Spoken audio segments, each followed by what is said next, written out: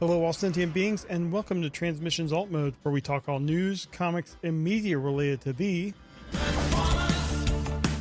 This week, we have the July solicits from IDW, news from Hasbro about a follow-up to Shattered Glass, and a spoiler-filled review from Transformers number 41.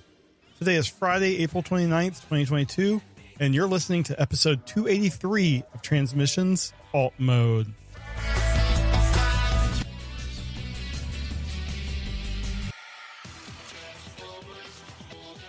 Welcome to Transmissions Alt Mode, the podcast that eats insecticlones and rustworms for breakfast. I'm your host, Charles, aka Big C, and I'm joined by the excellent Transmissions team. Jeremy, aka Yakko. Hey, how's it going? And Daryl, the Cybertronian Beast. That's gross, Charles. Let's talk Transformers.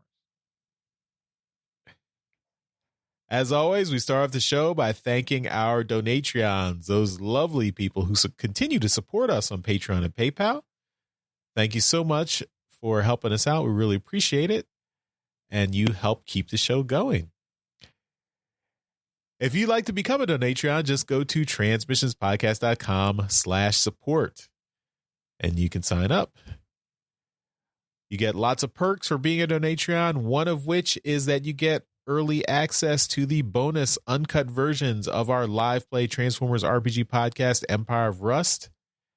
And that's coming up this week, this Monday, May 2nd. We've got Empire of Rust episode 75.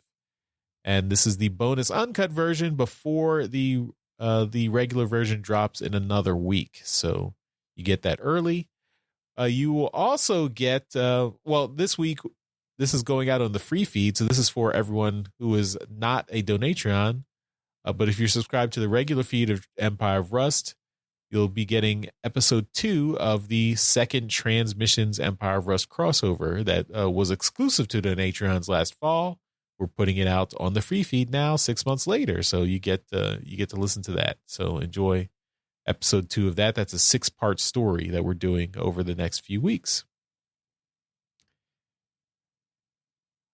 All right, let's jump into some comics news.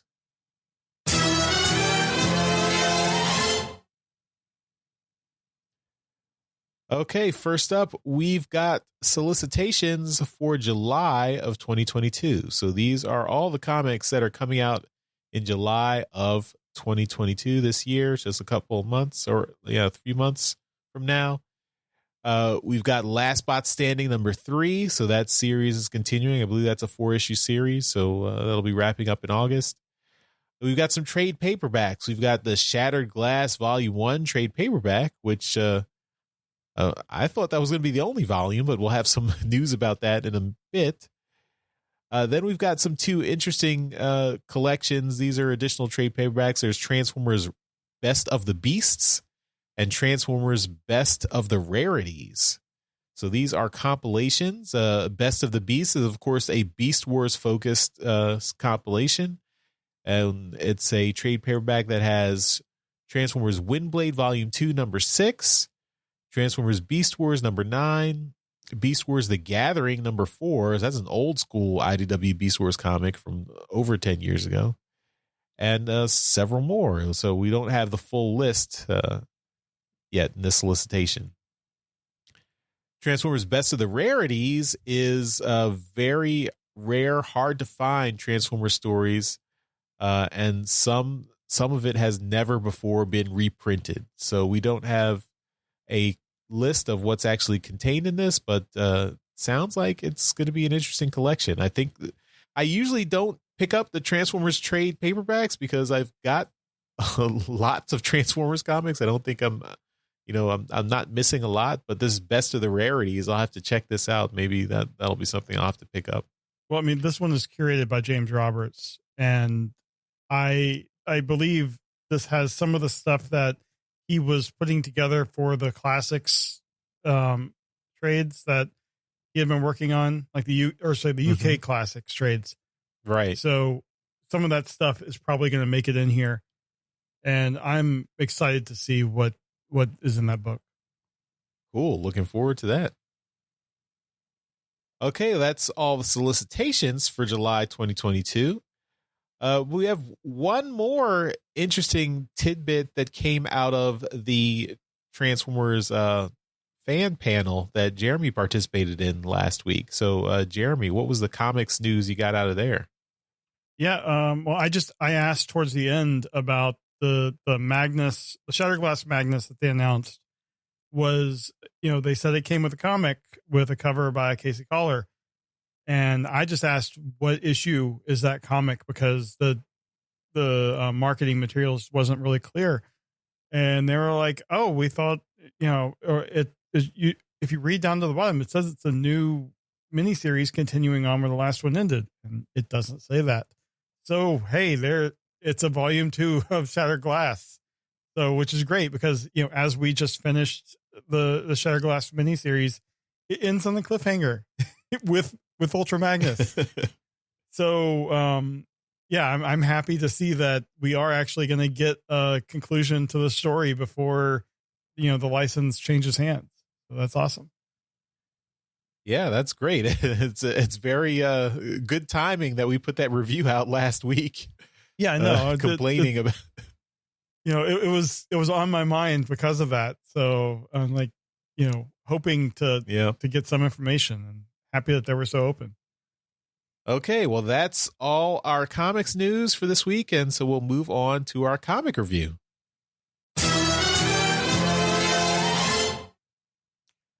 All right, this week we are looking at Transformers number 41, and this comic actually the bulk of the comic takes place before War's End number 1 in the continuity, and there is a bit of where the two books cross over. So we'll talk about that after, but just letting people know that we kind of skipped this to do War's End because it was a new number 1.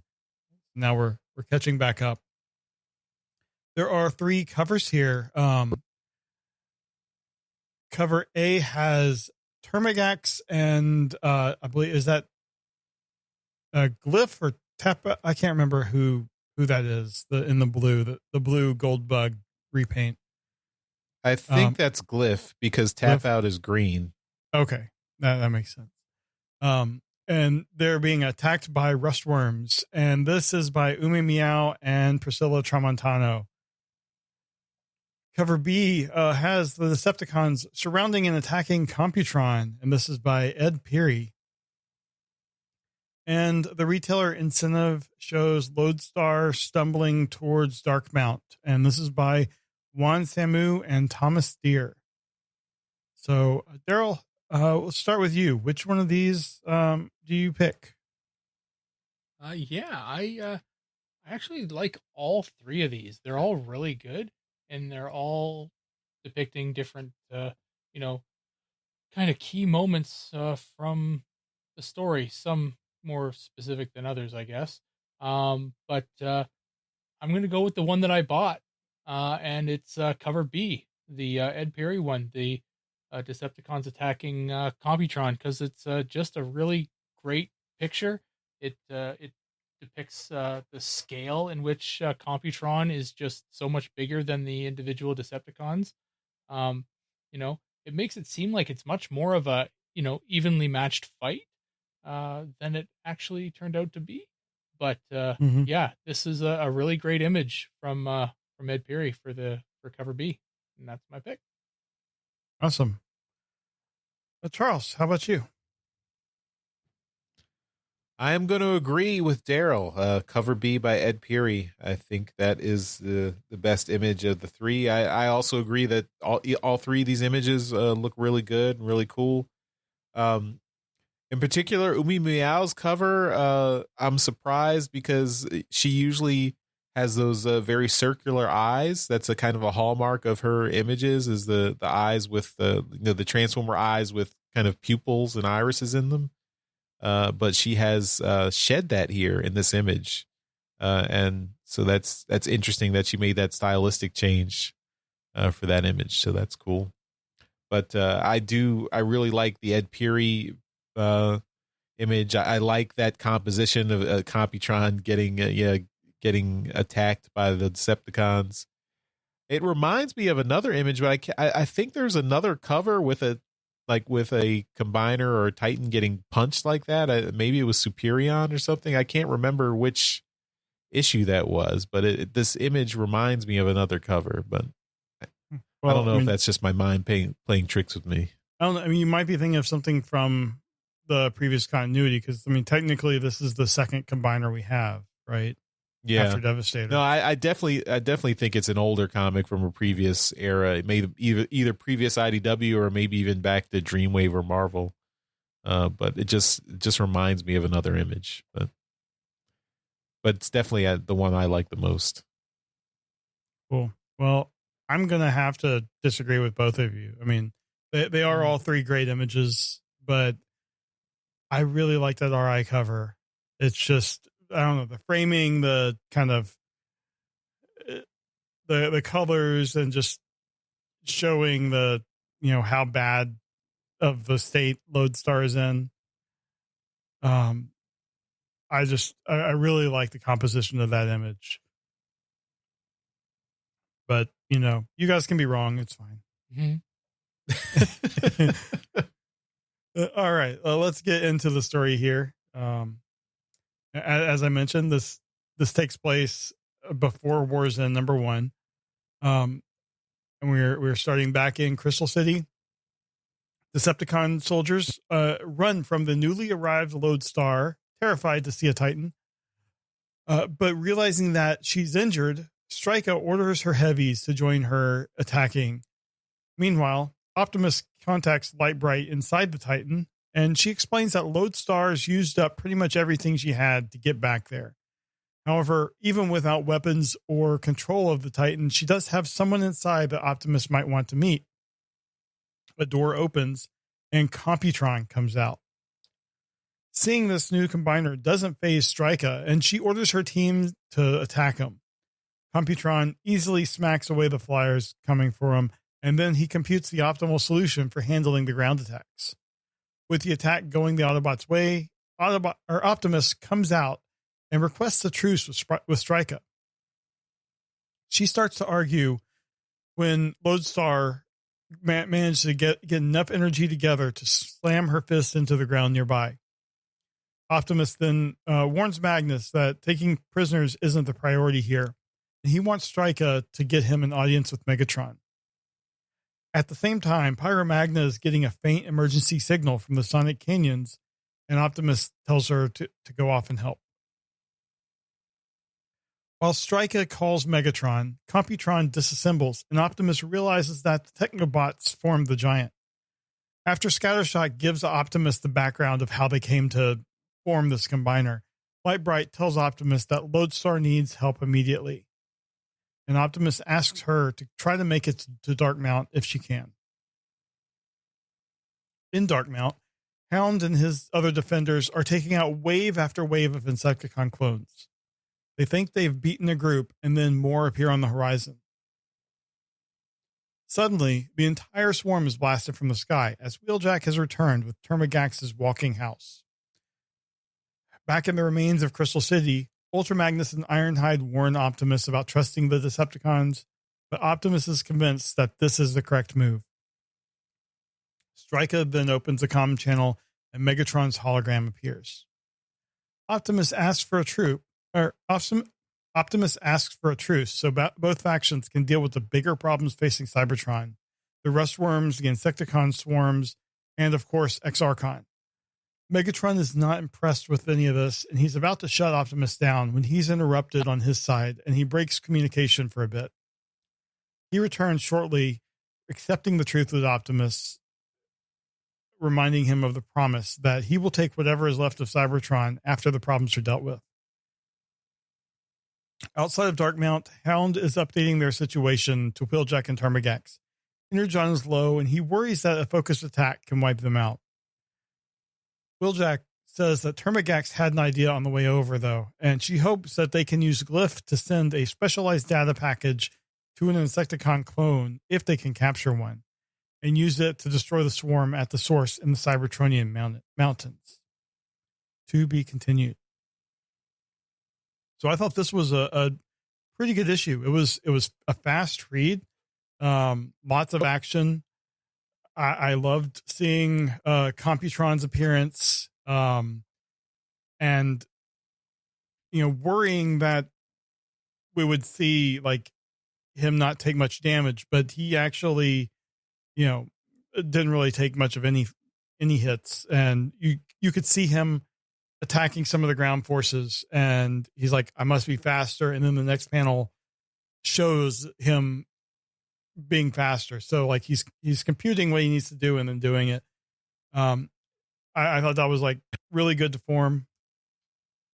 And then just seeing things come together, and then the other side of the communication that we saw from War's End, I thought that's a really neat, literary device to kind of show the different sides of the communication in different books. Thought that was really, really cool. And, I don't know. I'm just, the story here is really picking up, and I really enjoyed this book. I thought the art was great. I forgot to give all the credits. So, let me give the credits here. This was written by Brian Ruckley, art by Anna Malkova, pages 1 through 11, and Blackie Shepherds, pages 12 through 20. Colors are by David Garcia Cruz. Letters are by J. Kim Wood. The editor is David Mariette. Assistant editor is Riley Farmer, and supervising editor is Tom Waltz. So I thought the art was great in the book. Anna did a great job, and Blackie did a great job. And before, like, I read the book before looking at the credits, and I was really not, like, I didn't see a huge like shift between the two artists. Like later on, I could tell like a couple faces were different from what I'm seeing from Anna's style. So I think that was obviously one of the Blackie Shepherd pages, but they were both really good. And the colors kind of are, as always, is kind of the thing that brings it all together. So yeah, this was just a really, really solid book all the way around. Daryl, let's start with you. You are one that likes the combiner action in books. So what do you think of this one? Mm-hmm. Yeah, no, I really did like the arrival of Computron, and the battle with Computron, albeit brief, was still very very fun and exciting. I really do wish it was longer, but it for what it was pretty substantially fun. He seemed to be able to hold his own against those. I'm assuming it's more, plot driven, than anything, because I'm sure in a couple issues, well, there's not many issues left, but if there were more issues, Computron could probably be taken out by the same number of Decepticons. Yeah, but we do see in War's End, the last one we reviewed, Devastator arrived. So I'm hoping that they will come and have a conflict. Yeah, so that's right. Well, I forgot about Devastator showing up. So I'm sure there's going to be some kind of combiner on combiner action. So that'll be kind of fun to see. The with what is it here? It's the Titan is Vigilum. Is that it? No, Lodestar. Lodestar, right? Vigilum's the evil Titan. Right, that's what I thought. Yeah. So okay. So Vigilum here. Lodestar. Sorry, Lodestar. Lodestar here is in no condition to fight, but is still one hell of a presence. And they need to get her up and running quick. So, that's sending her to Darkmount. It's an interesting kind of concept, because I don't think they know that that's what's going on over at Darkmount, with the Insecticon clones. Um, Uh, not they've got sure to know, but still, they that's mu- where the arcs are, or the right. arc Yeah. is. So So I assuming could that's see where some they kind of can. merging there. Yeah, exactly. So there's parts and stuff to fix Lodestar over there. Um, I did notice a change in the art at pages 11 to 12. Um, Anna's art was much, I would say darker, but it was more detailed. And then Blackie's art was maybe a little bit more, I would say, cartoony. It's a little brighter. And it definitely it did seem there was a shift there. And it did help that the scenes changed a bit. But going back to the scene um, where Prime was, it didn't shift back to that darker tone. I All in all, I liked the issue. This story has ramped up quite a bit because it seems like this is they have to kind of close it out. They've only got until what is it, issue 43 to kind of finish off this storyline. I think that's And the this, last book. yeah, so this is issue 41. So they're on a clock now. The ending here that they've kind of this plan to end everything. Um, is this not the plot to Independence Day? To just give it a virus and then blow it up. It seems Yeah, like I guess. the plot to Independence Day here. So, Maybe they'll use a Mac. well, yeah, there you go. But yeah, so I hope somebody yells "Welcome to Cybertron" and then punches somebody in the face. Yeah, I don't know. I just when I saw them, they say this is they're gonna send somebody down to to implant the a specialized piece of software or whatever. I was like, oh, that's Independence Day. Like, you know, I get it. It's different, but whatever. Anyway, um, I like the Insecticons as a force. Uh, I don't know if I don't know. This has to all be cleaned up really quick. So I respect them kind of coming up with an answer to it. But I would have liked them to have maybe a more complicated answer to kind of solving a clone problem rather than just throwing a bomb down a hole.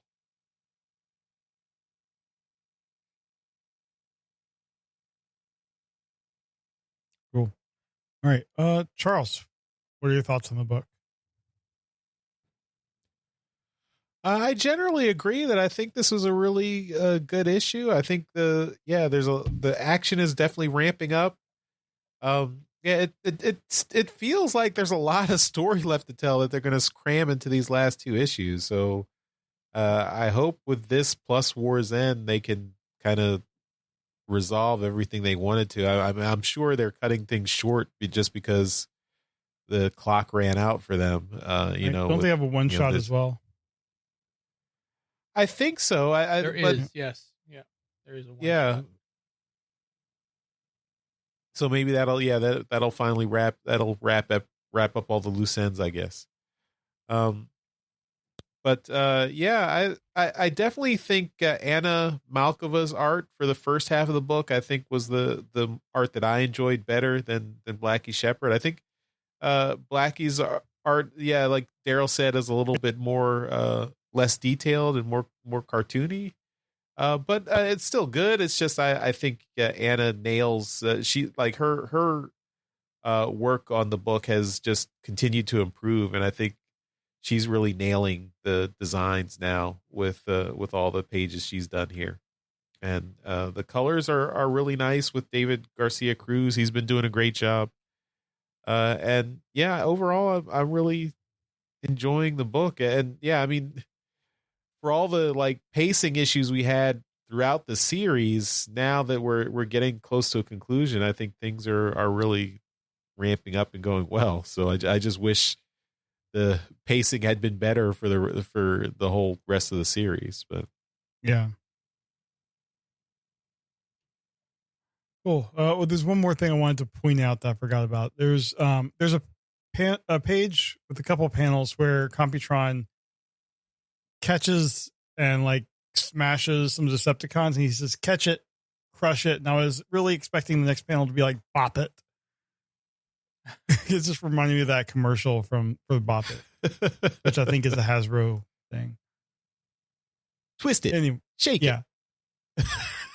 So I just thought that would be funny. Anyway, that is our comic review for this week. The one shot is called Transformers: Fate of Cybertron. Ah, yes. There we go. Is that June? Is that coming in June or? I am going to look for it right now.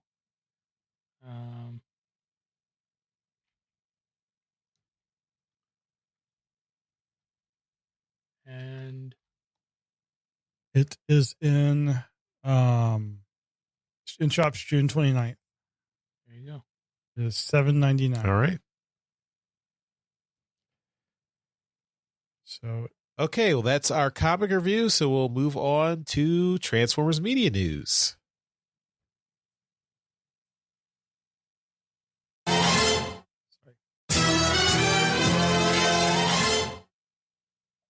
all right, and in media news this week, not a whole hell of a lot to talk about. Just one thing, and that is that Transformers War for Cybertron Season 1 Siege is available for digital purchase.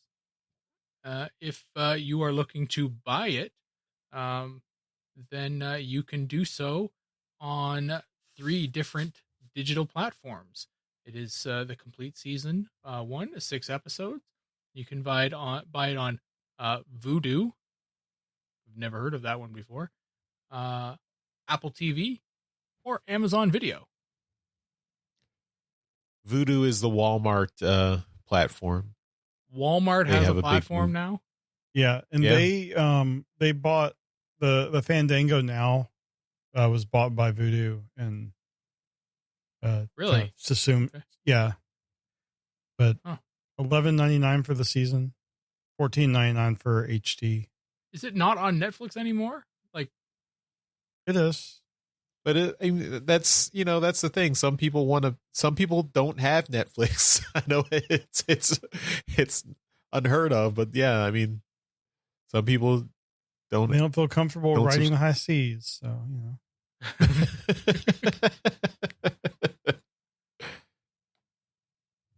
ridiculous. I guess so. So there you go. I mean, what I find crazy is buying something that's digital. I have no problem streaming stuff because that's just, it's just there. It's, but if you're actually going to pay money to own something, but you don't ever actually have a physical copy of something, it just exists in the ether, that I can't wrap my head around that. I mean, I do it all the time now. And I just wish that TV shows had something similar to the Movies Anywhere thing on the movie side. So like, I buy a movie that's supported by Movies Anywhere, and then it just shows up in Apple, Google, Vudu, all these different services. So like when one goes out of business, I still have it on all these other ones. But for TV episodes, there's nothing like that. Yeah. Yeah. See, that's the one problem with streaming is you say you get Netflix and you're very happy with Netflix because they had all the Marvel,